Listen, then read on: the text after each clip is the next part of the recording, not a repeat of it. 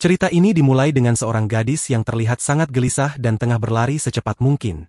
Di saat yang sama, seorang pria muncul dan menyatakan bahwa gadis itu hanya akan membawa masalah bagi desa ini. Ia menambahkan bahwa mereka yang tidak memiliki stars tidak layak untuk hidup di dunia ini. Gadis itu terus berlari hingga akhirnya memasuki sebuah hutan.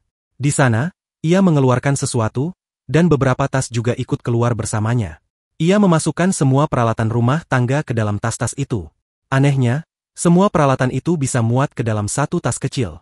Ia kemudian mengambil beberapa buku dari dalam sebuah pohon, serta beberapa botol, dan semuanya pun dimasukkan ke dalam tas yang sama. Meski demikian, anak perempuan itu terlihat sangat sedih. Ia merasa dikhianati oleh penduduk desanya, bahkan kedua orang tuanya sendiri tidak berpihak padanya. Ia pun memutuskan untuk meninggalkan mereka semua, desa, ibu, dan ayahnya. Adegan pun berpindah. Anak perempuan itu mulai merenung, berharap seandainya saja ia memiliki banyak keterampilan, seperti kemampuan berlari cepat atau bersembunyi dengan baik. Sayangnya, ia merasa tidak memiliki apapun. Saat melanjutkan perjalanannya, ia tiba-tiba menemukan sebuah tempat pembuangan barang bekas. Ia bertanya-tanya, mungkinkah ada harta karun di dalamnya? Ia mulai mengeluarkan semua barang rongsokan dari sana, namun malah terjatuh ke dalamnya. Di sana, ia menemukan sesuatu yang tampak seperti sebuah peta, dan juga sebuah benda lain yang jatuh bersamanya. Ia mengumpulkan kedua benda itu, namun tetap merasa ragu. Menurutnya, semua ini hanyalah sampah yang tak berguna. Lagi pula, ia hanyalah seorang anak kecil yang tidak disukai siapapun, dan sekarang hidup di antara barang-barang yang juga tak disukai orang lain, seperti rongsokan ini. Tiba-tiba, seorang pria muncul. Ia membawa sekelompok slime, makhluk yang akan memakan semua sampah yang ada. Anak perempuan itu sangat ketakutan saat mendengar pria itu berbicara. Ia mengatakan bahwa penduduk desa telah melakukan hal yang sangat kejam. Mereka telah menetapkan hadiah besar atas kepala anak perempuan itu, dan menginginkannya hidup atau mati. Namun, gadis itu tetap melanjutkan perjalanannya. Di tengah perjalanannya, ia bertemu dengan beberapa slime kecil yang membuatnya ketakutan. Ia pun segera berlari menjauh dari mereka. Ia menjerit meminta tolong kepada ibunya karena dikejar slime, lalu saat berlari, ia terjatuh ke bawah. Tubuhnya terus meluncur jatuh tanpa henti, hingga akhirnya ia tersangkut di sebuah pohon. Namun, tak lama kemudian, ia kembali terjatuh dari sana dan tangannya terluka akibat benturan itu. Untuk mengobati lukanya, ia menggunakan ramuan yang sebelumnya ia dapatkan dari tempat itu. Beruntung, kedua tangannya pun sembuh. Meski begitu, ia masih merasa ketakutan terhadap semua slime yang muncul.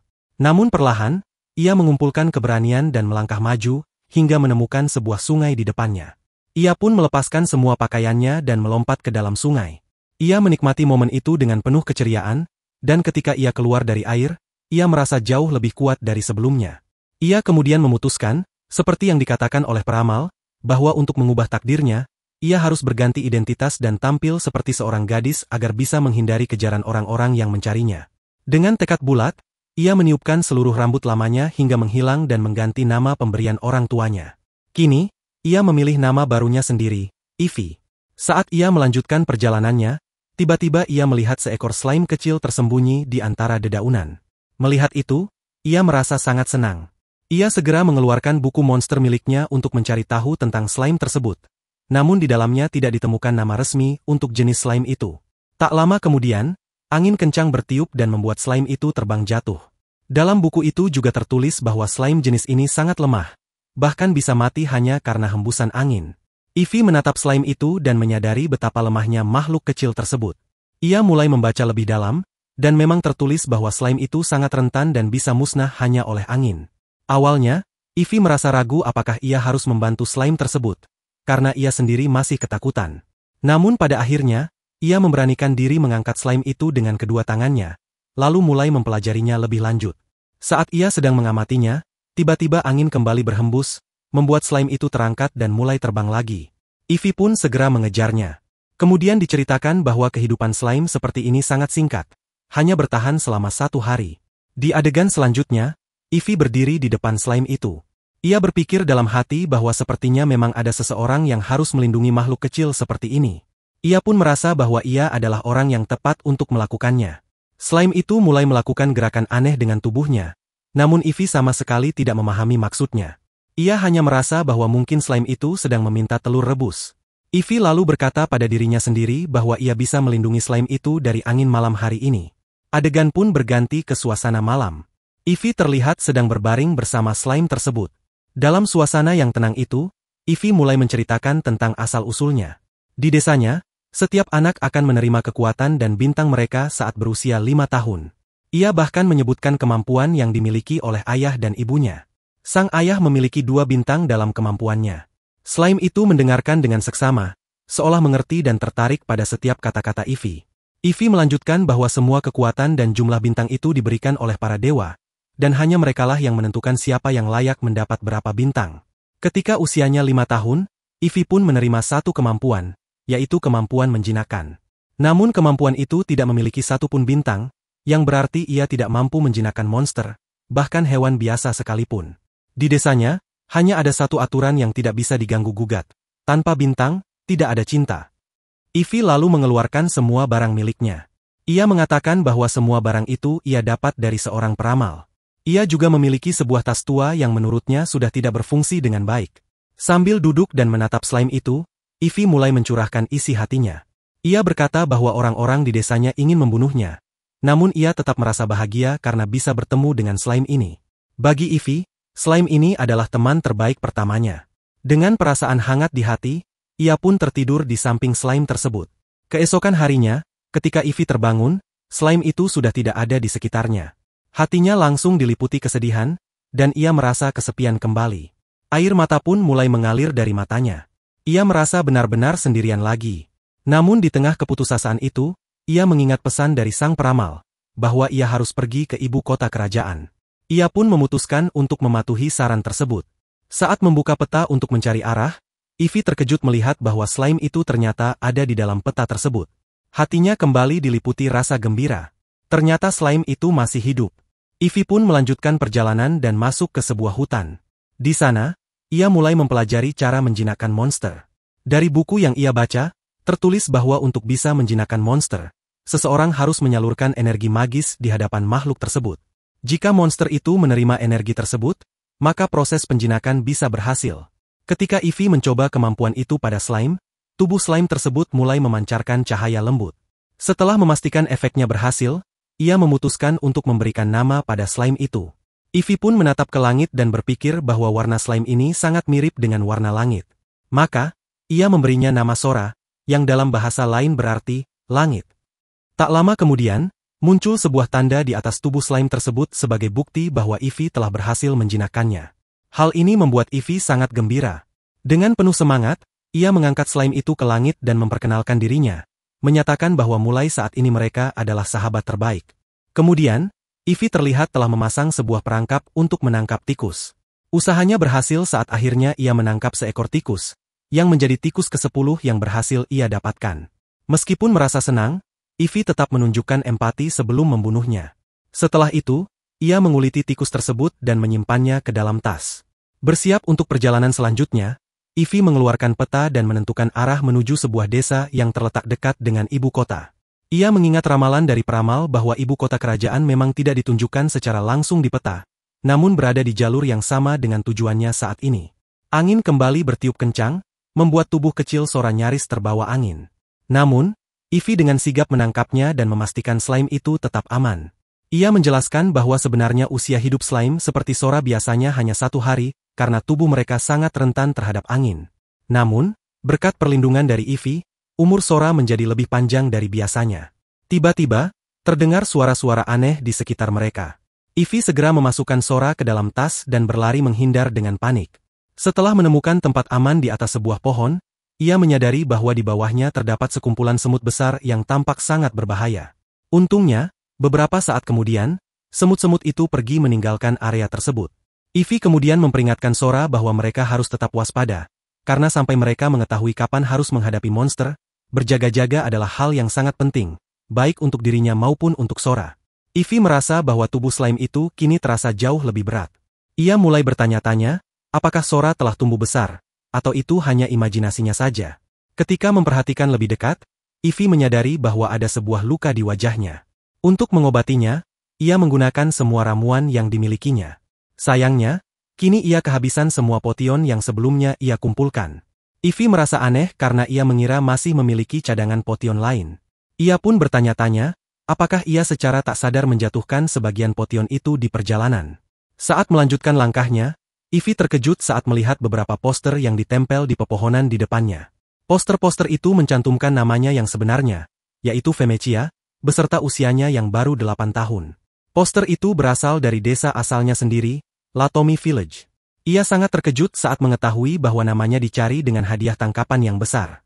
Ketika membaca isi poster tersebut, Ivy tertegun dan tak habis pikir mengapa orang-orang itu sampai menawarkan imbalan besar hanya untuk menangkap dirinya. Ia bertanya dalam hati, mengapa semua orang kini memburunya. Suara dalam hatinya menjawab bahwa itu karena ia adalah seorang gadis pelarian. Ivy pun mengangguk dalam hati, menyadari bahwa memang seperti itulah kenyataannya. Namun, ia tidak ingin memikirkan hal-hal itu lebih lama. Ia meyakinkan dirinya bahwa ia bukan lagi Vemecia. Sekarang, ia adalah Ivy. Dengan tekad penuh, ia mulai merobek setiap poster yang menampilkan identitas lamanya yang tergantung di sepanjang jalan yang dilaluinya. Adegan pun berganti. Ivy kini memasuki sebuah desa. Desa itu dihuni oleh orang-orang yang memiliki berbagai macam kemampuan unik. Ada yang menguasai elemen api, air, dan bahkan ada yang mampu berlari sangat cepat seperti sosok duplikat dari tokoh pahlawan. Beberapa penduduk memiliki kemampuan pencarian, yang memungkinkan mereka menemukan apapun dengan sangat mudah. Di tengah keramaian itu, Ivy tidak bisa menahan perasaannya yang campur aduk. Ia berharap dirinya juga memiliki sebuah skill, agar bisa menjadi seseorang yang berguna. Saat berjalan melewati sebuah jalan, ia melihat sebuah toko daging. Ia berpikir untuk mencoba menjual daging yang dimilikinya di sana. Ia pun mendekati pemilik toko dan berniat menawarkan dagangannya. Tanpa perlu banyak penjelasan, pria parubaya di toko itu langsung bisa mengenali jenis daging yang dibawa Ivy hanya dari baunya saja. Ternyata, pria itu memiliki skill penciuman yang sangat tajam. Hal itu membuat Ivy semakin kagum pada keunikan orang-orang di desa tersebut. Ivy tampak semakin berpengalaman karena ia berhasil memotong daging itu dengan sangat rapi. Seluruh daging tikus yang ia miliki dijualnya, dan dari hasil penjualan itu ia mendapatkan 100 koin. Pemilik toko bahkan mengatakan bahwa jika Ivy memiliki daging tikus lagi, ia bisa kembali dan menjualnya tanpa ragu. Setelah itu, Ivy melanjutkan perjalanannya dan sempat membeli satu roti dari sebuah toko roti. Saat senja tiba, Ivy terlihat bahagia. Ia memecah setengah roti itu dan memberikannya kepada Sora, berharap slime kecil itu mau memakannya. Namun, Sora justru bereaksi aneh saat melihat roti tersebut. Tubuhnya melebar secara aneh, yang membuat Ivy langsung menyadari bahwa itu adalah reaksi Sora setiap kali ia menolak sesuatu.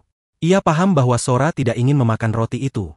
Ivy kemudian mencoba kembali untuk mencari tahu makanan seperti apa yang disukai Sora. Slime itu mulai memberi isyarat lagi, dan Ivy kembali menduga bahwa yang diinginkannya adalah telur rebus. Keesokan paginya, Ivy kembali melanjutkan perjalanannya dan tiba di sebuah tempat pembuangan barang-barang bekas. Di sana, ia menemukan tumpukan sampah yang cukup besar dan mulai mencari-cari barang yang mungkin masih berguna.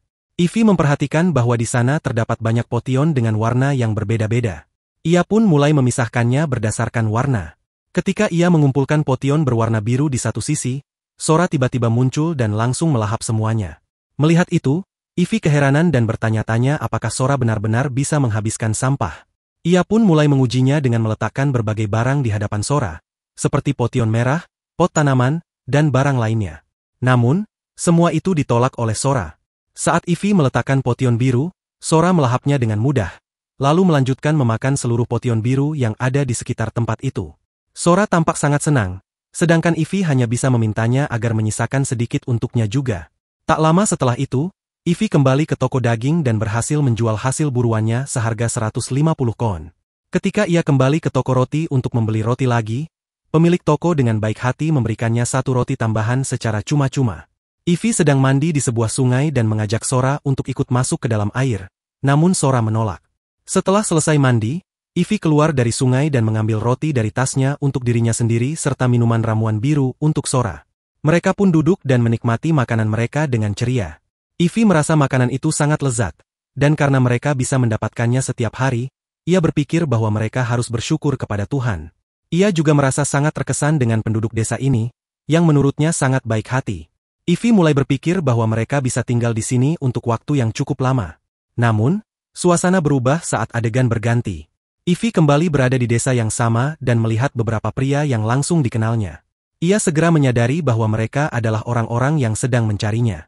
Kedua pria itu pun memperhatikannya dan menyadari keberadaannya. Mereka menghampirinya dan mencoba meminta Ivy menunjukkan isi dari tas sihirnya. Menyadari situasi yang berbahaya, Ivy segera kabur sambil meyakinkan dirinya bahwa ia tidak perlu takut karena mereka tidak akan pernah mengetahui bahwa dirinya adalah Felicia. Dalam pelariannya, Ivy sampai di depan toko daging.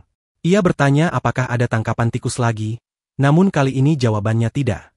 Penjual daging tersebut memberitahu bahwa beberapa petualang baru saja datang ke desa dan telah membeli semua daging kering miliknya.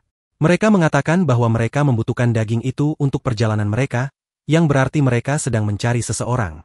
Ivy pun merasa panik saat melihat poster yang terpampang di depannya, dan ia segera meninggalkan tempat itu. Ia lalu berlari menuju toko roti yang pernah dikunjunginya sebelumnya.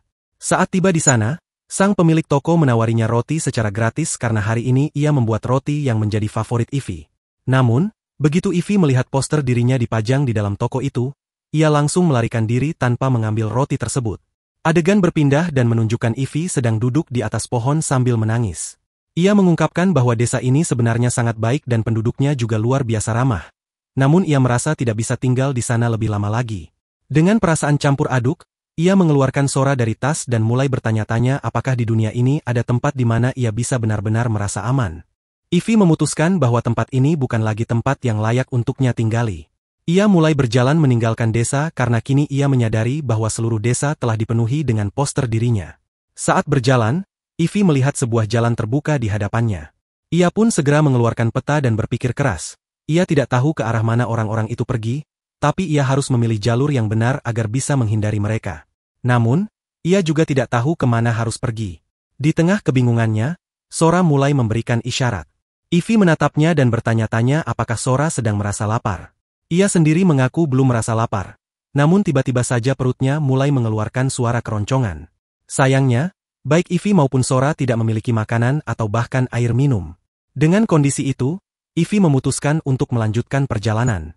Ia merasa mendengar suara air mengalir dari kejauhan dan mulai mengikuti arah suara tersebut. Setelah berjalan lebih jauh, Ivy menemukan sebuah sungai dan sebuah pohon yang cukup besar di dekatnya. Namun, tiba-tiba ia melihat sesuatu yang mencurigakan.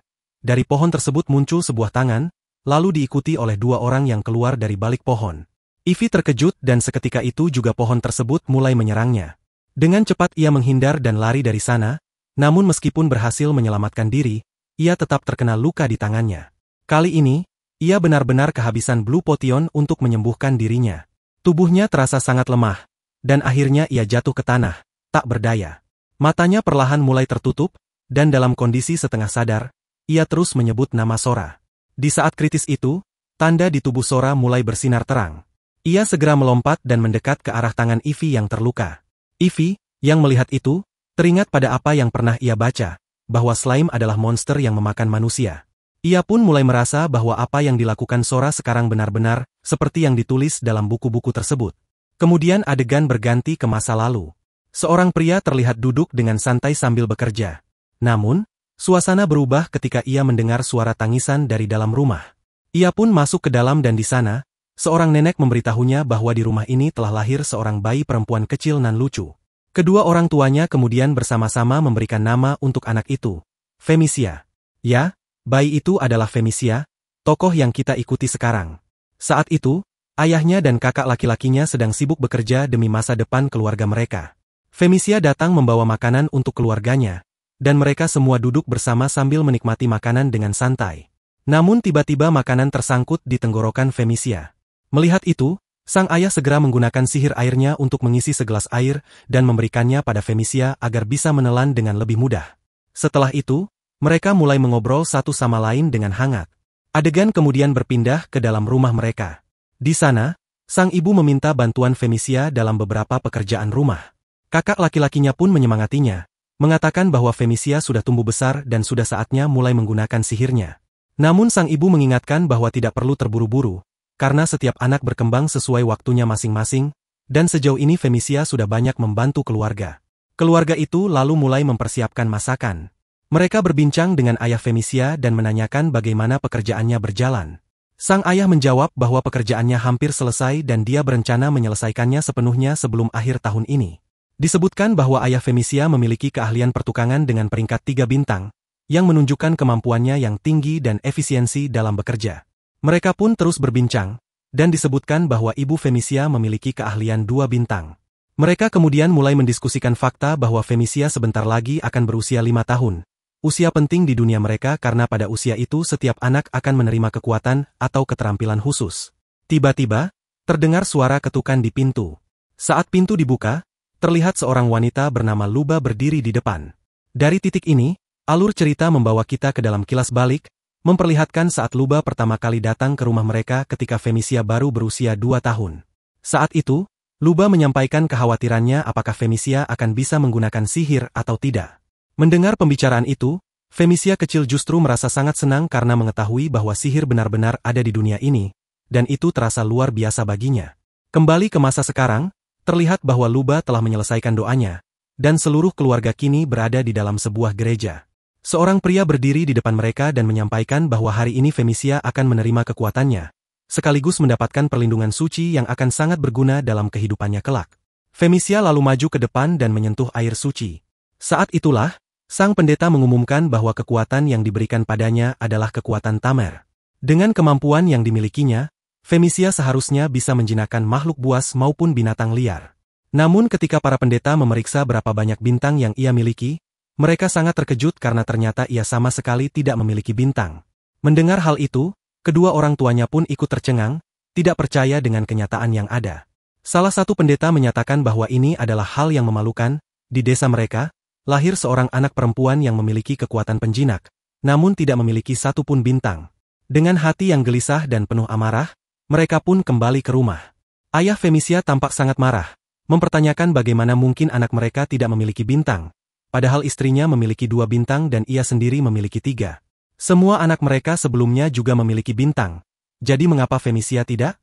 Saat Fenisia mencoba berbicara, sang ayah langsung meluapkan amarahnya. Ia menyebut putrinya sebagai anak tanpa bintang dan mempertanyakan bagaimana bisa anak seperti itu lahir di rumah mereka. Ibunya mencoba menenangkan, tetapi ayahnya justru mengambil mainan Fenisia dan melemparkannya ke lantai dengan kasar. Ia berteriak, menyatakan bahwa ia tak percaya anak seperti ini benar-benar darah dagingnya, lalu pergi meninggalkan rumah. Setelah itu, ibunya menangis dengan sangat keras, tak mampu menahan kesedihan.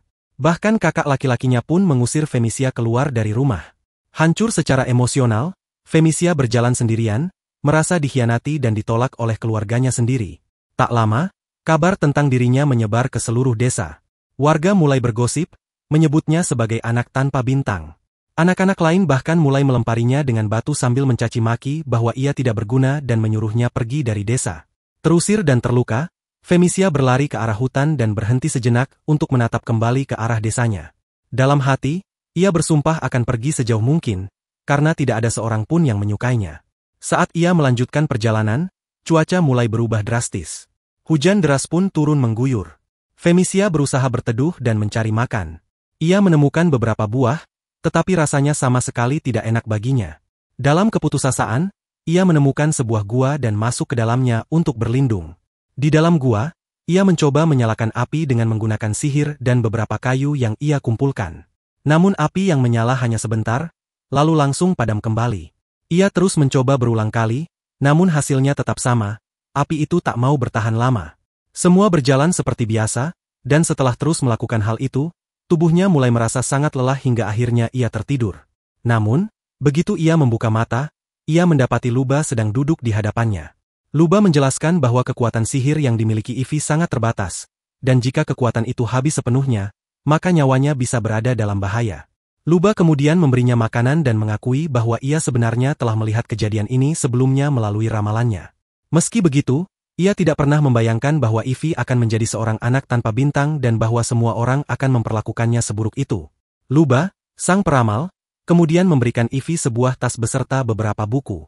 Ia menjelaskan bahwa sihir yang dimiliki Ivy sebenarnya tidak seburuk itu jika dia benar-benar memahaminya dengan baik. Barang-barang yang diberikan itu akan sangat berguna untuk perjalanan Ivy ke depan.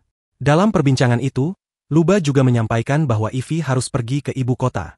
Di sepanjang perjalanan, ia akan bertemu dengan orang-orang tertentu yang bisa dipercaya, dan kepada merekalah Ivy bisa menceritakan segalanya. Sambil terus berbicara, Luba menjelaskan tentang dunia ini.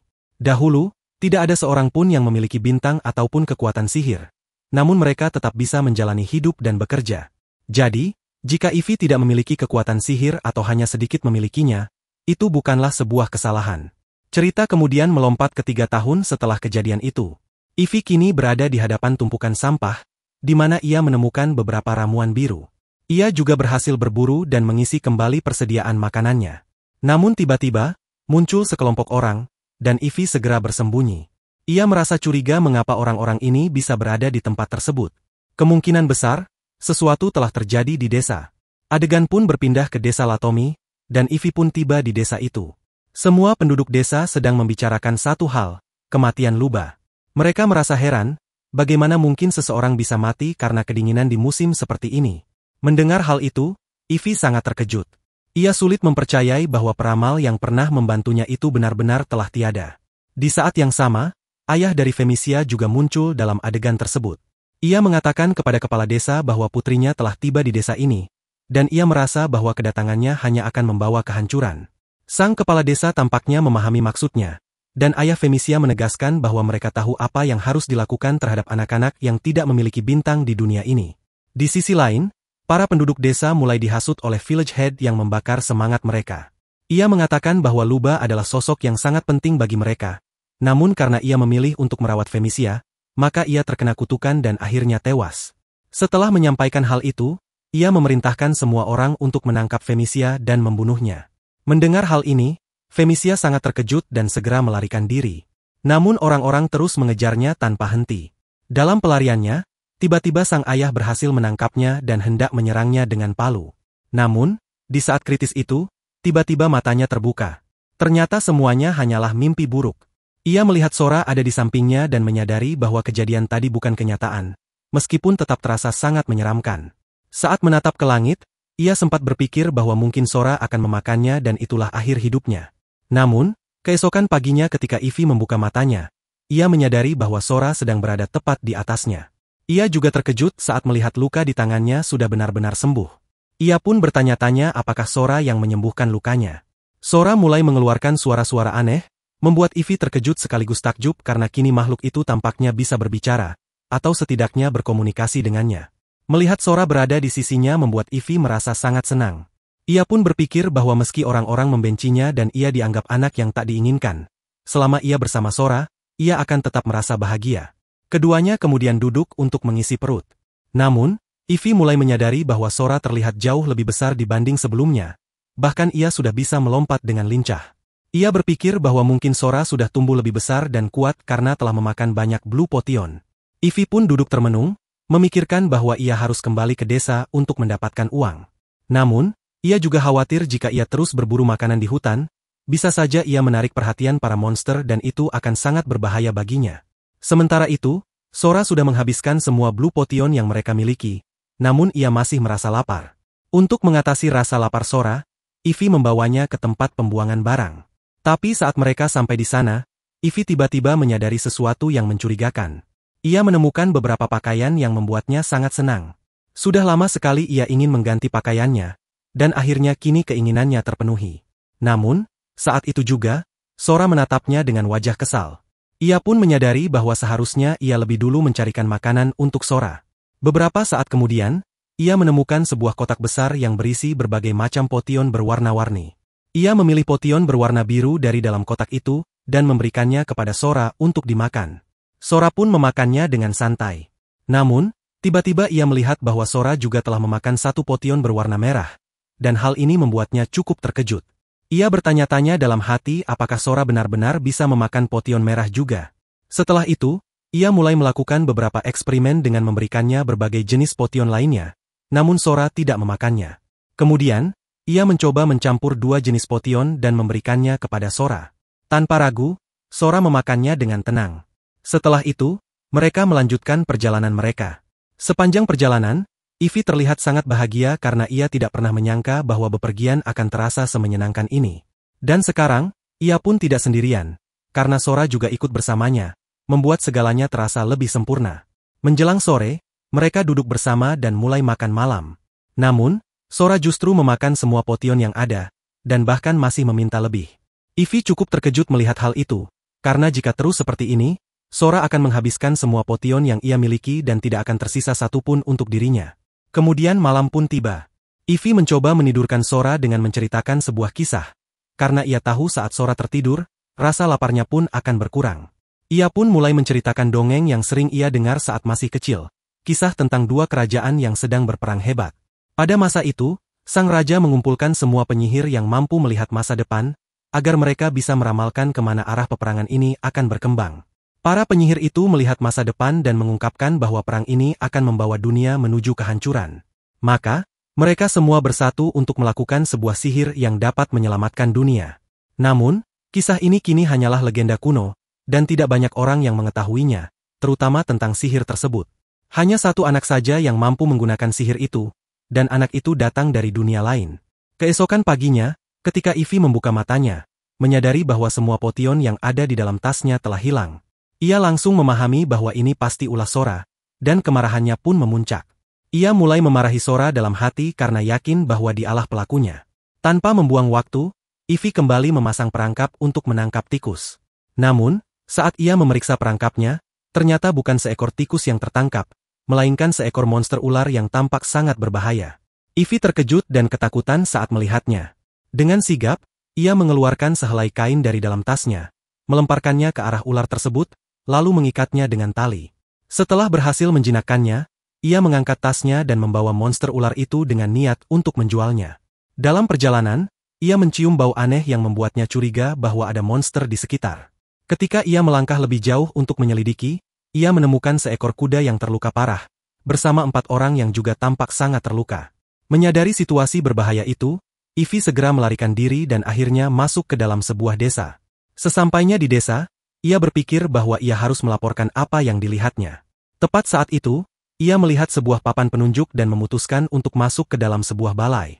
Di dalamnya, ada seorang gadis yang menanyakan tentang apa yang dibawanya. Ivy menjelaskan bahwa ia awalnya hanya berniat menangkap tikus dengan perangkap. Namun yang tertangkap justru seekor monster ular, dan ia membawanya ke sana. Ketika Ivy juga menyampaikan bahwa di perjalanan ia melihat beberapa orang yang terluka parah, semua orang di sana langsung terkejut. Seorang pria kemudian menghampirinya dan mulai menggali lebih banyak informasi. Ivy menjelaskan bahwa ia mencurigai peristiwa itu merupakan ulah monster, karena semua kuda di lokasi terlihat sangat terluka dan para pria di sana sudah tidak bernyawa. Pria itu mengucapkan terima kasih kepada Ivy dan menjelaskan bahwa jika lokasi itu berhasil dikonfirmasi, ia akan menerima hadiah sebagai imbalannya. Pria itu kemudian memberi perintah kepada timnya untuk mencari lokasi monster tersebut. Seorang gadis memberikan Ivy sebuah dokumen dan memintanya untuk kembali dengan dokumen itu nanti. Setelah itu, Ivy pergi ke sebuah toko untuk menjual monster ular yang ditangkapnya. Pemilik toko memeriksa ular tersebut dan menyatakan bahwa meskipun monster ular ini sangat langka, namun karena beberapa alasan tertentu, ular yang ditangkap Ivy ternyata adalah seekor ular betina, dan karena itu nilainya cukup tinggi. Pria yang menawarinya berkata bahwa ia bisa memberikan 3 gitel sebagai bayaran. Ivy mulai menghitung secara mental, menyadari bahwa jumlah itu setara dengan hasil penjualan 3 ekor tikus, yang tentu saja sangat menguntungkan. Setelah memberikan uangnya, pria tersebut mengatakan bahwa jika Ivy berhasil menangkap lebih banyak ular, ia bisa membawanya kembali kepadanya. Pada adegan berikutnya, Ivy kembali terlihat di sebuah tempat pembuangan barang-barang bekas. Ia sedang mencari makanan untuk Sora. Namun, alih-alih makanan, ia justru menemukan banyak sekali tas ajaib. Jumlahnya mencapai 21 buah. Sementara itu, Sora dengan senang hati menemukan dan memakan beberapa potion ajaib yang ada di sana. Ivy lalu mulai memasukkan satu persatu tas ajaib itu ke dalam tas lain agar lebih mudah dibawa sekaligus. Meskipun begitu, ia mengalami cukup banyak kesulitan karena tas-tas tersebut tergolong model lama dan masing-masing memiliki kemampuan berbeda. Beberapa tas tidak bisa dimasukkan ke dalam tas lain. Karena itulah, Ivy memutuskan untuk mengelompokkan mereka berdasarkan kemampuan. Ada tas yang bisa memuat satu tas lain, dan ada yang bisa menampung 2. Setelah menghitung dan mengatur ulang semuanya, ia berhasil menyatukan seluruh tas ajaib ke dalam satu tas utama dan merasa sangat puas. Ia berseru dalam hati bahwa ia berhasil melakukannya. Di adegan selanjutnya, Ivy datang ke pasar sambil membawa semua tas ajaib itu. Namun, tiba-tiba pria yang sebelumnya muncul kembali dan menghampirinya. Ia memberitahu Ivy bahwa informasi yang telah diberikannya benar-benar akurat. Mereka telah menemukan lokasi para monster yang dimaksud, yang ternyata adalah para ogre, dan bahkan raja mereka ikut bersama mereka. Pria itu juga menyampaikan bahwa kini banyak petualang sedang menuju ke sana untuk menangkap para monster tersebut. dan ia menyarankan agar Ivy tidak meninggalkan desa untuk sementara waktu. Ia juga memberitahunya bahwa Ivy bisa pergi ke balai kota untuk mengambil hadiah atas jasanya. Tak lama kemudian, Ivy terlihat telah sampai di balai kota. Seorang gadis menyambutnya dan meminta Ivy menunjukkan dokumen yang diperlukan. Namun, Ivy sempat lupa menyimpannya di tas yang mana. Setelah mencari-cari dengan panik, akhirnya ia berhasil menemukannya. Berdasarkan informasi yang telah ia berikan, Ivy menerima 5 gitel dan 2 koin emas sebagai imbalan. Ia kembali menghitung jumlah itu dan menyadari bahwa totalnya sangat besar, cukup untuk menutupi semua kebutuhannya untuk beberapa waktu ke depan. Setelah itu, Ivy pun meninggalkan tempat tersebut. Malam pun tiba, dan tampak sekelompok orang sedang duduk bersantai di sekitar api unggun. Ivy duduk agak terpisah dari mereka sambil mengamati peta yang dibawanya. Ia menandai lokasi tujuan mereka berikutnya, yang ternyata cukup jauh dan juga luas. Sebagai persiapan, ia memberikan beberapa potion kepada Sora untuk dikonsumsi. Mengingat di dalam hutan terdapat banyak monster, Ivy memutuskan bahwa mereka harus bermalam di tempat itu saja untuk malam ini. Saat itu juga, Ivy merasa terbawa suasana dan menyadari bahwa setiap kali bersama Sora, hatinya selalu merasa bahagia. Adegan kemudian berganti, memperlihatkan Ivy yang sedang duduk di dekat perangkap yang telah dipasangnya sebelumnya. Ia memperhatikan bahwa perangkap itu telah rusak, dan mulai merasa khawatir karena jika hal seperti ini terus terjadi, ia tidak akan bisa mendapatkan uang dari hasil buruannya. Tiba-tiba, Sora mulai berlari kencang tanpa alasan yang jelas. Ivy segera mengejarnya, merasa penasaran kemana sebenarnya makhluk kecil itu akan pergi. Saat ia berhasil menyusul dan mencapai tempat tujuan Sora, ia terkejut melihat sesosok monster besar tergeletak dalam kondisi terluka parah. Ivy tidak mengenali makhluk itu secara langsung, sehingga ia mengambil bukunya dan mulai mempelajari informasi mengenai monster tersebut. Bentuknya sangat mirip dengan yang dikenal sebagai Adendella, sebuah makhluk langka yang jarang terlihat. Namun sebelum ia menyelesaikan pengamatannya, tubuh monster itu mulai bergerak pelan, pertanda bahwa makhluk itu masih hidup. Buku yang dibawanya mencatat bahwa jenis monster ini termasuk dalam kategori yang sangat langka. Ivy kemudian mendekatinya dan meletakkan tangannya di tubuh makhluk itu, merasakan ketakutan yang terpancar dari tubuhnya. Ia teringat akan masa lalu ketika dirinya sendiri berada dalam keadaan sekarat dan merasa takut akan kematian. Sayangnya, saat ini ia merasa tidak bisa melakukan apapun untuk menolong makhluk tersebut. Makhluk buas itu pun mulai diselimuti oleh energi penyembuhan yang dikeluarkan, dan perlahan seluruh tubuhnya mulai pulih sepenuhnya. Ivy yang melihat proses ini merasa sangat ketakutan, terlebih ketika makhluk itu mulai mendekat ke arahnya secara perlahan. Namun tanpa diduga, makhluk tersebut tiba-tiba memeluknya erat. Ivy yang awalnya takut, akhirnya luluh dan mulai menyayanginya kembali. Dalam hati, Ivy berpikir bahwa makhluk ini sebenarnya sangat berbahaya. Jika ada seorang petualang yang tidak sengaja bertemu dengannya, kemungkinan untuk bisa selamat pasti sangat kecil. Meski begitu, mereka bertiga kembali melanjutkan perjalanan bersama. Ivy hanya bisa membayangkan, andai saja dia memiliki lebih banyak energi sihir, mungkin dia bisa menjinakkan makhluk ini juga. Saat ini, dia hanya memiliki satu teman, tetapi jika bisa, dia ingin punya 2. Makhluk buas itu tampak sangat menyayangi Ivy, terus menunjukkan kasih sayangnya berulang kali. Karena itulah Ivy pun tersenyum dan berkata dalam hati bahwa dia akan memberinya sebuah nama, dan mulai hari ini, nama itu akan menjadi identitas makhluk tersebut.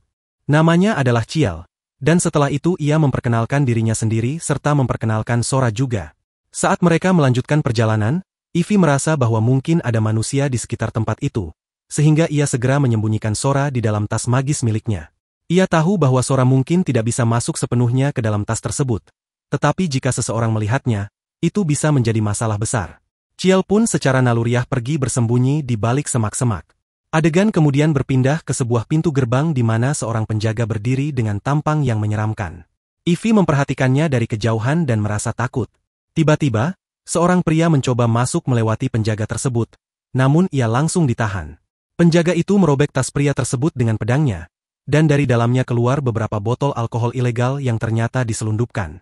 Penjaga itu marah karena ada yang mencoba membawa alkohol terlarang masuk ke dalam. Ivy menyaksikan semua itu dari kejauhan dan menyadari bahwa Sora sudah lebih dulu menyadari bahwa pria itu mencurigakan. Ia merasa ketakutan ketika melihat penjaga itu, bingung apakah harus maju atau mundur. Namun dengan segenap keberanian, Ivy melangkah maju. Penjaga itu segera menghentikannya dan bertanya ia hendak pergi kemana serta anak siapa dia, karena belum pernah melihatnya sebelumnya. Ivy langsung merasa gugup dan panik. Tapi di saat itu, ia melihat seekor serangga hinggap di bahu penjaga tersebut. Penjaga itu pun menjadi terganggu oleh serangga itu dan berusaha menyingkirkannya. Lalu kembali bertanya kepada Ivy dari mana asalnya. Ivy pun menjawab bahwa dirinya berasal dari desa Latomi. Penjaga itu kemudian bertanya apakah ia datang sendirian, dan Ivy mengiyakan. Melihat penampilan Ivy, penjaga itu mengira bahwa dia adalah seorang anak laki-laki. Ia lalu mengatakan bahwa jika Ivy sudah berhasil sampai di tempat itu, maka ia akan aman selama bekerja keras dan menjadi seorang petualang hebat agar bisa menghasilkan uang yang banyak. Setelah diperbolehkan masuk, Ivy pun melangkah ke dalam dan pergi menuju sebuah toko daging. Di sana ia bertanya apakah daging yang dijual adalah daging tikus. Seorang ibu pemilik toko menjelaskan bahwa ia memiliki berbagai jenis daging dengan harga yang berbeda-beda. Ivy pun mulai berbicara dengannya. Ivy bertanya apakah jika ia menangkap hewan-hewan itu untuk seseorang, orang itu akan membelinya darinya. Orang itu menjawab bahwa ia akan membelinya, asalkan hewan-hewan itu masih segar. Namun, ia juga memperingatkan Ivy untuk berhati-hati terhadap Nunoshi jika berniat masuk ke dalam hutan, karena makhluk itu bisa menyerang kapan saja. Setelah itu, Ivy mulai melanjutkan perjalanannya sambil berpikir bahwa selama ia berada di sini, ia tidak perlu tidur di hutan, karena kemungkinan Nunoshi berada di sana. Ia merasa lebih aman berada di tempat ini. Sambil berjalan, ia mengamati lingkungan sekitarnya dan menyadari bahwa tempat ini cukup luas. Saat Ivy terus melangkah, ia bertemu dengan seorang penjaga lain yang membuatnya kembali merasa gugup. Namun, penjaga itu memberikan sebuah izin yang memungkinkannya masuk dengan aman ke dalam area tersebut. Begitu masuk, Ivy melihat banyak tenda besar berdiri di sekelilingnya. Ia pun membentangkan kainnya dan berbaring di tanah. Saat itu pula, ia mulai berpikir bahwa ia sebaiknya membeli sebuah tenda untuk dirinya sendiri. Di adegan selanjutnya, Ivy terlihat kembali ke area pasar, di mana terdapat sebuah papan bertuliskan bahwa di tempat ini tersedia tenda-tenda bekas. Ia bertanya-tanya dalam hati apakah ia memiliki cukup uang untuk membelinya. Tiba-tiba, seseorang menyapanya dan bertanya apakah ia sedang berbelanja. Ivy terkejut dan berteriak kencang, yang bahkan membuat sang penjaga pun ikut panik. Pria yang menyapanya bernama Okto, dan ia bertanya apakah Ivy tidak memiliki tenda dan apakah ia datang dari desanya dengan tangan kosong. Seorang wanita kemudian menegur Okto agar berhenti mengganggu Ivy, dan memperkenalkan dirinya sebagai Vallivara.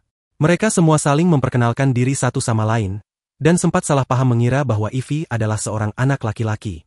Mereka kemudian pergi ke sebuah toko lain. Vallivara mengatakan bahwa ia membawa pelanggan untuk Okto, yang berasal dari desa Letomi. Okto pun bertanya tenda jenis apa yang diinginkan Ivy, apakah yang ringan atau yang lebih berat. Ivy mendengarkan dengan seksama, lalu menyampaikan bahwa ia hanya memiliki anggaran sebesar 5 gitel dan tidak ingin menggunakan koin emas miliknya. Mendengar hal itu, semua orang di sekitar tampak terkejut. Vallivara bertanya-tanya dari mana Ivy mendapatkan uang sebanyak itu. Ia pun menunjukkan sebuah tenda yang cukup kuat dan memberitahunya bahwa dengan 5 gitel, Ivy bisa membeli tenda tersebut. Para pembeli terlihat antusias memeriksa tenda premium yang baru saja dipajang. Kain tenda itu tampak luar biasa, dan setelah membelinya, mereka pun pergi meninggalkan tempat tersebut. Ivy kemudian memasang tendanya sendiri. Begitu masuk ke dalamnya, dia merasa sangat senang. Tak lama kemudian, dia juga mengeluarkan Sora dari dalam tasnya, dan mereka berdua mulai mengobrol santai seperti biasa. Saat Ivy keluar dari tenda untuk mengambil potion untuk Sora, dia menyadari bahwa di depannya sudah berdiri beberapa orang laki-laki. Salah satu dari mereka berbicara dengan temannya dan menanyakan apakah benar tenda itu miliknya. Orang itu menjawab bahwa tenda itu memang miliknya, dan menuduh anak kecil itu, yakni Ivy, telah mencurinya. Ivy dengan tegas menyangkal bahwa ia telah mencuri tenda tersebut. Namun, seorang pria yang membawa pedang menuduh Ivy berbohong dan menegaskan bahwa tidak mungkin seorang anak kecil seperti dia mampu membeli tenda semahal itu. Kemudian, seorang perempuan mulai menggeledah tas Ivy dan melihat Sora yang sedang tertidur di dalamnya. Mereka semua tampak bingung, belum pernah melihat makhluk seperti Sora sebelumnya. Mereka pun mulai mengintimidasi Ivy, menanyakan apakah dia berusaha kabur, dan mengancam bahwa jika dia mencobanya, nyawanya bisa terancam. Tiba-tiba, seorang penjaga datang dan berteriak kepada mereka agar berhenti membuat keributan. Penjaga itu memperingatkan bahwa siapapun yang berulah akan langsung diusir dari tempat itu. Pria yang menuduh Ivy tetap bersikeras dan mengatakan bahwa tenda itu milik temannya, karena menurutnya tidak masuk akal seorang anak kecil bisa memiliki tenda mahal seperti itu. Namun, penjaga itu tidak tinggal diam. Ia menegaskan bahwa tenda tersebut diberikan kepada Ivy oleh dua orang bernama Okto dan Vallivara, dua nama yang cukup dikenal oleh orang-orang di sana. Setelah mendengar nama tersebut, para pria itu tiba-tiba berubah sikap dan mengaku bahwa mereka mungkin telah melakukan kesalahan. Mereka mencoba melarikan diri, tetapi para penjaga lainnya sudah datang dan langsung menangkap mereka semua. Penjaga itu kemudian bertanya kepada Ivy apakah dia baik-baik saja. Ivy menjawab bahwa dia tidak apa-apa, dan penasaran bagaimana penjaga itu bisa tahu bahwa tenda itu memang miliknya. Saat melakukan patroli, Okto datang ke tempat itu dan mengatakan bahwa ada seorang anak kecil yang akan mendirikan tenda di sana, jadi dia harus diperhatikan. Mendengar hal itu, Ivy merasa sangat senang. Salah satu penjaga kemudian memberikan Ivy sebuah potion biru sebagai bentuk perhatian. Adegan pun berlanjut ke dalam tenda tempat Ivy berada. Ia telah mengeluarkan Sora dan kini mereka berdua sedang merayakan kebahagiaan karena memiliki rumah baru. Di hadapan mereka terdapat banyak potion yang telah disiapkan Ivy. Namun, Sora masih menangis hanya karena satu potion yang ada di dalam tas Ivy. Ivy menolak memberikannya karena potion itu adalah miliknya dan ia sendiri yang akan menggunakannya. Keesokan paginya, Ivy bangun sangat pagi. Saat berjalan di jalanan, semua penjaga menyapanya dengan ucapan selamat pagi. Salah satu penjaga bahkan berkata bahwa seharusnya semua anak-anak memiliki semangat seperti Ivy. Dalam perjalanannya, seorang penjaga memberikan buah, no berries, sebagai bekal, yang kemudian Ivy bawa bersamanya. Setibanya di hutan, Ivy melihat bahwa perangkap yang ia pasang kembali rusak. Saat itu, Ciel muncul dengan mulut penuh kelinci. Ciel meletakkan semua kelinci itu di depan Ivy, dan Ivy mulai menghitungnya satu persatu. Ternyata jumlahnya 9 ekor. Ivy merasa sangat senang dan langsung memeluk Ciel. Ia pun segera membungkus kelinci-kelinci itu ke dalam paket dan berkata bahwa mereka harus segera pergi menjualnya. Saat hendak berangkat, Ciel memeluk Ivy dengan hangat. Mereka lalu berjalan bersama menuju toko tempat Ivy biasanya menjual daging. Di sana, Ivy menjual semua daging kelinci itu dan mendapat bayaran sebesar 855 dels. Setelah menyelesaikan urusannya dan keluar dari toko, Ivy dihampiri oleh beberapa penjaga yang menanyakan kabarnya hari ini dan berapa banyak uang yang telah ia hasilkan. Mendengar semua pertanyaan itu, Ivy menjadi gugup dan memilih untuk bersembunyi.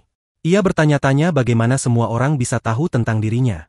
Namun tiba-tiba, Valifra datang dan menjelaskan bahwa semua ini adalah ulah dari Kapten Okto. Mendengar penjelasan itu, Ivy sangat terkejut. Ketika seseorang seperti itu sudah mengambil keputusan, maka ia pun tak akan mundur. Setelah itu, Ivy tiba di sebuah gerobak penjual buah dan melihat buah Zaro yang dipajang dengan harga cukup mahal. Penjual itu lalu menjelaskan kepadanya bahwa buah-buah itu berasal dari desa Latomi. Ia menambahkan bahwa panen tahun ini di desa tersebut tidak berjalan baik, dan jumlah buah yang dihasilkan pun sangat sedikit. Penjual itu menyalahkan kepala desa atas kejadian tersebut. Cerita demi cerita yang disampaikan sang penjual membuat Ivy mulai mempercayai bahwa memang ada sesuatu yang aneh sedang terjadi di desa Latomi. Ia merasa pasti ada masalah besar di sana. Penjual itu juga menjelaskan bahwa Zaro Fruit dulunya dilindungi oleh Luba, dan jika waktu panennya tidak tepat, maka buah tersebut bisa rusak total, dan itulah yang terjadi tahun ini. Ia menambahkan bahwa karena hasil panen yang sedikit, Kepala desa Latomi bahkan mulai mengurangi distribusi makanan untuk penduduk desa.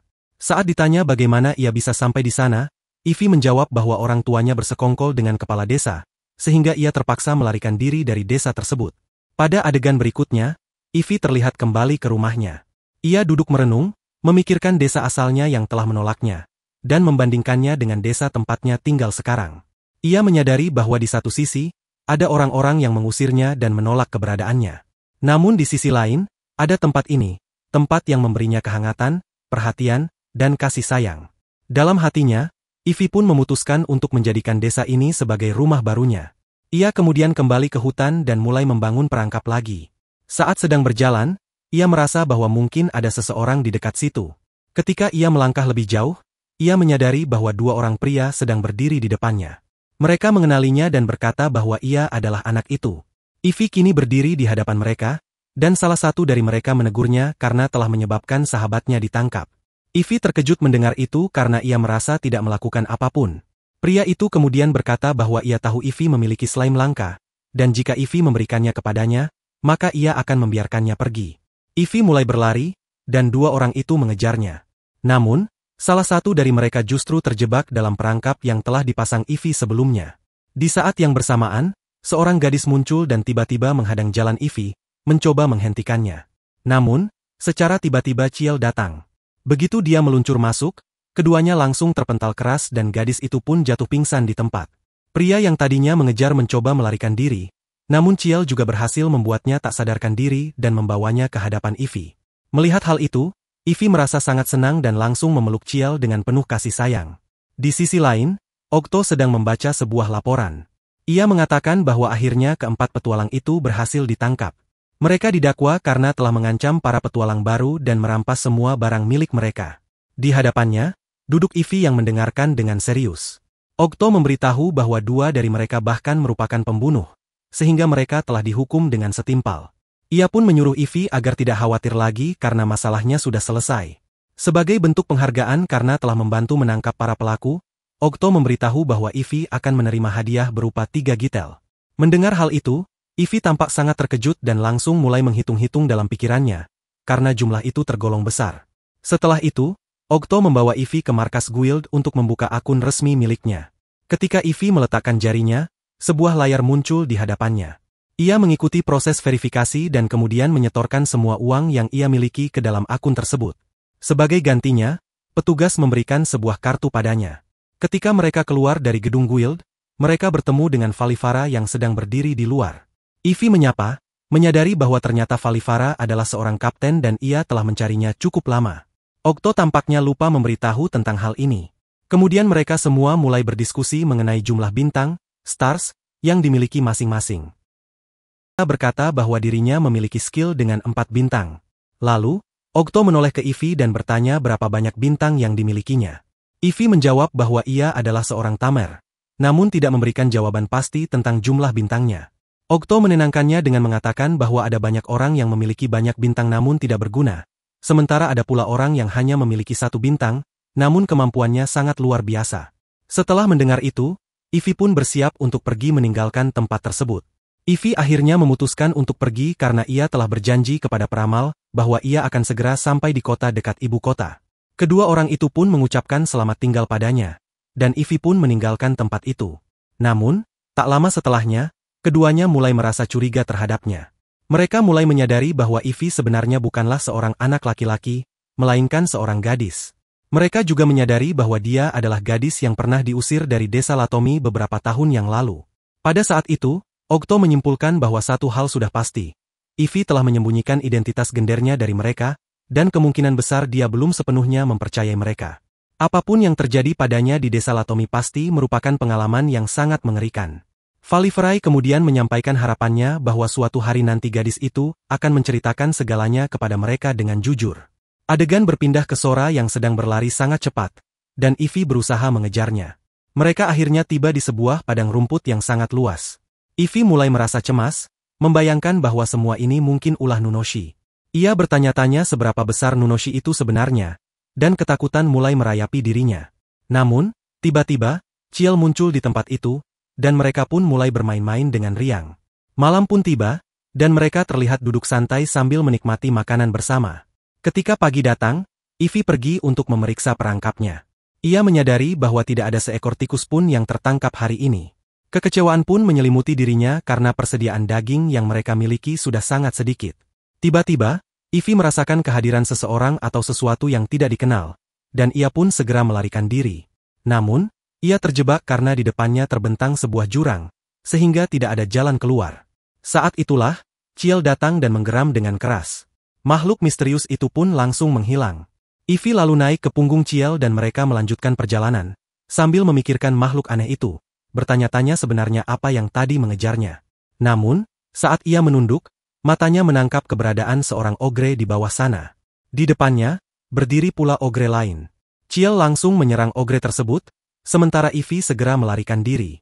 Tapi para ogre itu belum selesai, mereka terus mengejarnya hingga akhirnya ia masuk ke dalam sebuah hutan yang tampak cukup aneh dan menyeramkan. Ivy merasa sangat ketakutan melihat keadaan di sekelilingnya dan ia pun kembali berlari. Namun, tiba-tiba ia terperangkap dalam sebuah jebakan. Pada saat itulah, seekor ogre muncul dan mulai mendekatinya untuk menyerang.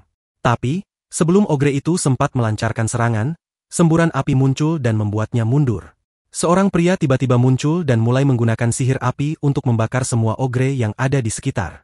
Tak lama kemudian, seorang pria lainnya datang dan segera menyelamatkan Ivy dari jebakan itu. Ketika seekor ogre lain hendak menyerang mereka, Letrua dengan sigap menghindar dan sekaligus melindungi Ivy. Tiba-tiba, dua orang pria lain datang dan dengan pedang mereka menyerang ogre tersebut hingga hancur. Salah satu ogre bahkan mati setelah anak panah menancap tepat di dadanya. Dengan kerja sama tim yang cepat dan kuat, semua ogre berhasil mereka kalahkan. Keesokan paginya, Ivy terbangun dalam keadaan aman. Mereka menjelaskan bahwa mereka berasal dari pasukan khusus yang dikirim ke area tersebut karena laporan adanya banyak ogre. Semua jebakan yang ada ternyata memang dipasang untuk menghalau para ogre. Jack lalu bertanya kepada Ivy apakah dia baik-baik saja. Setelah itu, semua anggota tim mulai memperkenalkan diri. Jack memperkenalkan dirinya sebagai pemimpin dari kelompok petualang tersebut. Di adegan berikutnya, mereka semua mulai berjalan menuju perkemahan mereka, dan Ivy ikut bersama mereka. Jack memberitahu bahwa lokasi camp mereka cukup jauh, dan bertanya apakah Ivy sanggup berjalan sejauh itu. Setelah berjalan beberapa waktu, mereka tiba di sebuah bukit yang menjadi markas utama mereka. Di sana juga tinggal banyak petualang lainnya. Saat itulah Ivy melihat Ciel dan merasa sangat senang karena Ciel masih hidup. Namun, ia buru-buru menyuruh Ciel pergi karena khawatir para petualang akan salah paham dan mengira Ciel adalah target mereka. Kemudian, mereka tiba di area perkemahan, tempat di mana banyak petualang terlihat sibuk melakukan berbagai aktivitas.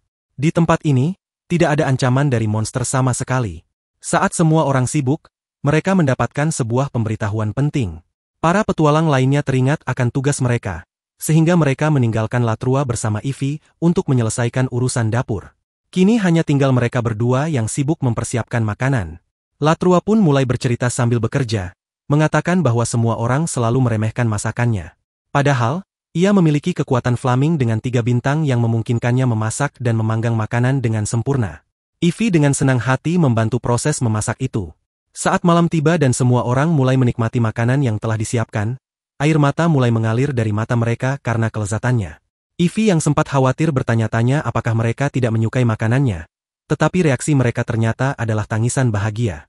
Mereka justru memuji rasa makanan tersebut sebagai yang terbaik. Ketika Mila mencicipinya, dia pun ikut terkesan dan mulai memberikan pujian. Awalnya, semua orang mengira bahwa masakan lezat itu dibuat oleh Latrua seorang diri. Namun Ivy segera menjelaskan bahwa mereka berdua membuatnya bersama-sama. Mendengar semua pujian itu membuat Latrua sangat senang. Ia pun menggunakan sihir apinya untuk menciptakan pertunjukan kembang api di langit, membuat Ivy terpukau oleh keindahannya. Melihat hal itu, sebuah ide muncul di benak Ivy. Ia lalu bekerja sama dengan Mila untuk mengumpulkan berbagai jenis logam. Setelah semuanya terkumpul, mereka memberikannya kepada Latrua dan memintanya untuk kembali menggunakan sihir apinya. Begitu Latrua melakukannya, langit kembali dipenuhi kembang api yang sangat indah, membuat suasana terasa seperti sedang merayakan Diwali. Semua orang terlihat sangat menikmati momen tersebut. Setelah makan, ketika para petualang membawa peralatan makan untuk dibersihkan, Ivy menawarkan bantuan. Namun mereka menolaknya dengan lembut, mengatakan bahwa Ivy telah banyak membantu dan sekarang saatnya dia beristirahat. Tiba-tiba, Latrua merasa sangat tersentuh. Ia memeluk Ivy erat dan mengungkapkan bahwa ia selalu menginginkan adik laki-laki seperti Ivy karena sikapnya yang luar biasa. Kemudian Ivy kembali ke tendanya dan memberikan Blue Potions kepada Sora sebagai makanannya. Ia duduk sambil tersenyum, merasa sangat bahagia karena dikelilingi oleh orang-orang yang begitu baik padanya. Sementara itu, di tempat lain, orang itu tampak duduk merenung, memikirkan Ivy. Ia merasa heran dan kagum karena meskipun Ivy masih sangat muda, ia telah mampu menempuh perjalanan yang begitu panjang. Dan kini, semua orang mulai berkumpul dan memberi perhatian padanya. Mereka sedang membicarakan bahwa Ivy adalah anak laki-laki yang sangat baik. Namun, mereka semua tidak mengetahui kenyataan bahwa Ivy sebenarnya bukan laki-laki, melainkan seorang gadis. Adegan kemudian berganti saat Ivy terlihat berada di sebuah tempat pembuangan barang bekas. Di sana, ia menemukan banyak potion yang bisa digunakan untuk Sora. Tak jauh dari situ, ia juga melihat 2 slime langka. Tak lama kemudian, Meela muncul dan menjelaskan bahwa kedua slime itu adalah miliknya. Kedua slime tersebut sangat langka dan bahkan mampu melarutkan pedang. Di dunia ini, orang-orang yang mampu mengendalikan slime langka biasanya mendapatkan posisi tinggi di masyarakat, dan Meela adalah salah satunya. Ia mengatakan bahwa karena itu, banyak orang penting yang mengenalnya dan menghormatinya. Tak lama, semua anggota party datang sambil membawa tumpukan barang rusak. Meela terkejut melihat betapa banyaknya. Dan Latrua menjelaskan bahwa peralatan mereka rusak parah akibat pertempuran melawan para ogre, jadi mereka membawanya ke sini untuk dibuang. Adegan berganti lagi, menunjukkan bahwa Ivy telah memasak makanan untuk mereka semua. Mereka duduk bersama dan menikmati hidangan itu dengan riang. Namun, Ivy tampak cemas karena sebelumnya ia mendengar mereka membicarakan bagaimana mereka telah membunuh semua monster. Ivy pun mulai khawatir tentang kondisi Ciel. Ia merenung dan berpikir, jika salah satu dari mereka sempat bertarung dengan Ciel, pasti mereka akan membicarakannya di sini. Karena tak ada pembahasan tentang itu, ia menyimpulkan bahwa Ciel mungkin baik-baik saja. Kemudian, mereka semua mendekati Ivy dan menanyakan apakah dia makan dengan benar. Ivy menjawab bahwa ia makan dengan baik. Meela pun datang bersama dua kakak laki-lakinya. Ivy, melihat mereka, mengatakan bahwa keduanya tampak mirip. Meela memperkenalkan mereka, yang satu bernama Tolto dan yang satunya lagi Melma. Saat mereka sedang berbincang, beberapa orang lain datang, membuat Tolto, Melma, dan Meela pergi dari tempat itu. Lalu, Kapten Baroda muncul dan berkata bahwa merekalah yang tadi membicarakan anak ini. Jack kemudian menjelaskan bahwa anak ini bernama Ivy dan mereka menemukannya di dalam hutan. Kapten pun memerintahkan Jack untuk melakukan sesuatu terhadap Ivy. Setelah membicarakan rencana mereka, mereka pun memutuskan untuk pergi ke Odolwa, seperti yang memang telah direncanakan sejak awal. Sementara itu, Ivy kembali ke tendanya. Namun, tiba-tiba ia merasakan kehadiran seseorang di sekitarnya. Dengan sigap, ia menyembunyikan Sora ke dalam tas ajaibnya. Tapi tak lama kemudian, kehadiran itu menghilang begitu saja, dan Ivy pun menghela napas lega. Ia mulai bertanya-tanya siapa sebenarnya sosok yang tadi hadir tanpa terlihat. Namun, sebelum ia bisa memikirkannya lebih jauh, Letrua datang menghampirinya dan dengan santai bertanya apakah Ivy bersedia membantunya menyiapkan sarapan esok pagi. Setelah mengucapkan selamat malam, Letrua pun pergi. Ivy pun mulai menduga bahwa mungkin saja kehadiran misterius tadi adalah milik Letrua. Tak berselang lama, Sora mulai bertingkah aneh. Dari ekspresinya, terlihat jelas bahwa ia sedang ketakutan terhadap sesuatu. Ivy pun mencoba menenangkan Sora dengan menyebutkan nama-nama anggota Blessing Sword satu persatu. Namun, ketika ia menyebut nama Mia, Sora justru terlihat semakin ketakutan. Ivy menyadari ada sesuatu yang tidak biasa terkait nama tersebut. Pada adegan berikutnya, seseorang datang dan memberikan Ivy sebuah formulir untuk diisi karena ia akan tinggal sementara di wilayah tersebut. Saat Letrua bertanya asal-usul Ivy, ia menjawab bahwa dirinya berasal dari desa Letomi. Ketika orang itu meminta informasi tentang penjamin dirinya, Ivy menyebut nama Kapten Ogto. Mendengar nama itu, Letrua langsung tampak sangat terkejut. Ivy pun mengisi semua formulir yang diberikan, dan sebagai gantinya, ia diberikan sebuah tongkat kayu yang berfungsi sebagai izin masuk keluar dari desa ini kapanpun ia inginkan. Kemudian, mereka semua pergi menemui Kapten Baroda. Di sana, Jack memberitahu Ivy bahwa wilayah sekitar kota tempat mereka tinggal saat ini berada dalam bahaya besar. Awalnya, Ivy mengira mereka sedang membicarakan tentang monster. Namun, Kapten Baroda segera meluruskan bahwa ancaman tersebut bukan datang dari monster, melainkan dari sesama manusia. Mereka lalu menjelaskan kepada Ivy mengenai keberadaan sebuah organisasi kriminal yang sedang beroperasi di daerah itu. Organisasi tersebut menculik orang-orang dan memperlakukan mereka layaknya budak, bahkan menjual mereka untuk keuntungan. Mereka juga menjelaskan bahwa mereka sempat mencoba mengumpulkan informasi mengenai organisasi tersebut. Tetapi upaya mereka bocor dan membuat para pelaku kabur. Jack menambahkan bahwa sejauh ini, organisasi itu belum melakukan tindakan mencolok yang bisa menimbulkan kecurigaan dari masyarakat sekitar. Mereka semua menyadari bahwa mereka membutuhkan sebuah petunjuk untuk bisa menangkap pelaku, dan setelah mendengar semua pembicaraan itu, Ivy pun mengungkapkan bahwa dirinya juga pernah mengalami kejadian serupa. Ia merasakan seolah-olah ada seseorang yang mengikutinya, bahkan sampai menyerangnya secara langsung. Mendengar pengakuan Ivy, semua orang yang ada di sana terlihat sangat terkejut. Salah satu dari mereka segera menggunakan sihirnya untuk menciptakan sebuah perisai pelindung di sekeliling mereka, agar tak seorang pun dari luar bisa mendengar percakapan mereka. Setelah itu, mereka mulai menanyai Ivy lebih lanjut tentang kapan kejadian tersebut mulai terjadi. Ivy pun menjelaskan bahwa saat ia berada di dalam hutan, ia merasa diserang oleh seseorang. Ia juga menceritakan kejadian aneh di tenda, saat ia merasakan kehadiran seseorang di sekitarnya. Setelah mendengar semua penuturan Ivy, muncul kecurigaan bahwa mungkin salah satu anggota dari pasukan penekan atau suppression squad adalah bagian dari organisasi misterius yang mereka curigai.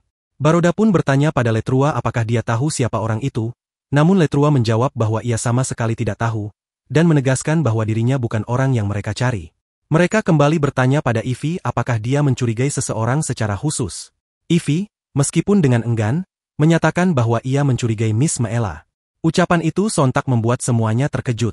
Letrua pun segera membela, mengatakan bahwa Miss Meela tidak mungkin melakukan hal seperti itu. Menyadari dampak ucapannya, Ivy segera meminta maaf kepada semuanya dan memohon agar mereka melupakan apa yang baru saja ia katakan. Setelah itu, Ivy kembali ke tendanya dan mengeluarkan Sora dari dalam tas sihirnya. Melihat senyum Sora, Ivy mulai menyadari bahwa mungkin sudah waktunya untuk menceritakan tentang Sora kepada yang lain. Saat itulah ia teringat kembali pada kata-kata peramal nasib, bahwa akan ada orang-orang di jalan yang bisa ia percayai. Namun, jika ia terus menyembunyikan rahasianya, maka orang-orang itu mungkin tidak akan bisa mempercayainya. Ivy pun mulai memikirkan semua hal itu dengan serius, dan tanpa terasa malam pun berganti pagi. Ketika ia keluar dari tendanya, ia melihat semua orang sedang berdiri membicarakan sesuatu dengan serius.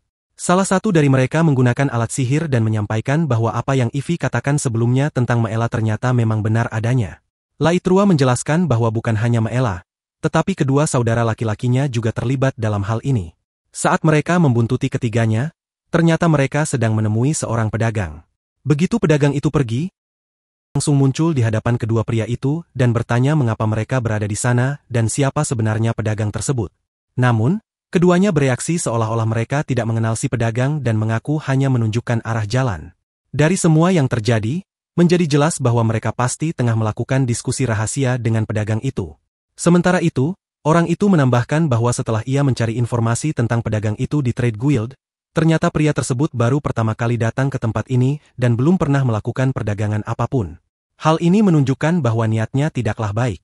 Semua orang pun mengucapkan terima kasih kepada Ivy karena telah memberikan informasi yang sangat penting. Namun, Ivy bertanya mengapa mereka semua begitu percaya padanya. Saat itulah Sezel menjawab bahwa Ivy pernah berkata bahwa ia selalu memiliki alasan yang kuat untuk setiap tindakannya, dan itu sudah cukup bagi mereka. Mereka juga penasaran kenapa Ivy selalu memasakkan makanan lezat untuk mereka, dan Ivy menjelaskan bahwa ia hanya ingin mereka semua bisa menikmati makanan yang enak.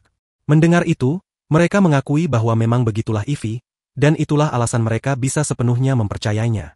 Setelah itu, Ivy mulai menceritakan tentang Sora kepada mereka. Ia mengungkapkan bahwa dirinya adalah seorang tamer, dan informasi mengenai Maela ia dapatkan dari seekor slime yang telah ia jinakkan. Semua orang tampak terkejut mendengar hal itu dan langsung bertanya seperti apa slime tersebut. Tanpa berkata banyak, Ivy segera berlari ke tendanya dan membawa Sora keluar. Begitu melihat slime transparan itu, semua orang langsung terperangah dan kagum. Mereka semua akhirnya menyadari sesuatu, dan Ivy pun memberitahu bahwa meskipun dirinya tidak terlalu tahu banyak tentang slime tersebut, tapi satu hal yang pasti adalah slime ini memiliki kemampuan untuk mengenali orang-orang jahat. Mendengar hal itu, mereka semua sepakat untuk tidak memberitahukan kemampuan slime ini kepada siapapun. Saat Ivy mendengarkan keputusan mereka, ia merasa sangat terkesan dan kagum pada mereka. Dengan penuh kebanggaan, ia menyatakan bahwa slime ini adalah sahabat terbaiknya, dan namanya adalah Sora.